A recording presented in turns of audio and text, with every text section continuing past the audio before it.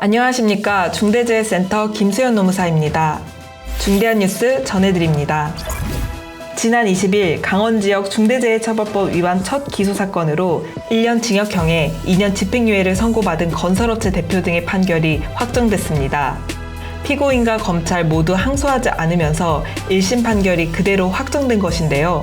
피고인들로서는 법률상 처단형의 하한에 해당하는 형을 선고받았고, 검찰은 구형량과 선고형량의 차이가 크지 않아 항소하지 않은 것으로 파악됩니다.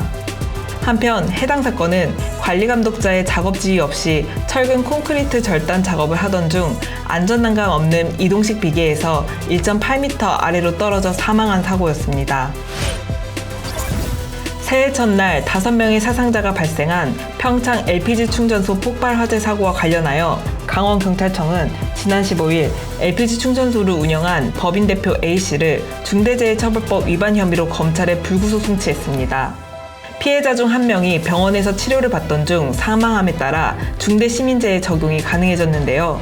경찰은 사고가 일어난 시설의 규모와 면적을 비롯하여 관계기관을 통해 법 적용 가능성을 살핀 끝에 경영책임자인 A씨에게 중대재해처벌법 위반 혐의를 적용했습니다. 연이은 중대재해로 고용노동부 산업안전감독을 받은 경북 봉화 영풍 석포제련소가 산업안전보건법 등 64건을 위반한 것으로 나타났습니다.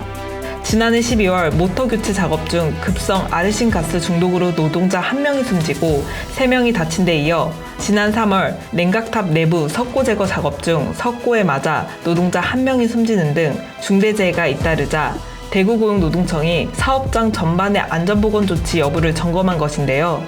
석포제련소 근로감독 현황을 보면 고용노동부는 석포제련소의 협력업체 위반 사항을 포함하여 시정조치 32건, 사법조치 13건, 과태료 19건, 부가금액 4억 2천만 원을 적발했습니다. 이정식 고용노동부 장관은 지난 7일 전국 지방노동간사장이 참여하는 폭염 대비 긴급점검회의를 개최하여 폭염 예방 물품 지원을 위해 긴급 예산을 투입하는 한편 온열 질환으로 인한 중대재해 발생 시 엄벌을 예고했습니다. 최근 전국에 연일 폭염특보가 발효되고 특히 건설 현장, 물류센터 등을 중심으로 온열 질환자가 많이 발생할 우려가 크다고 판단해 마련한 조치인 것으로 보입니다. 지금까지 중대한 뉴스 전해드렸습니다.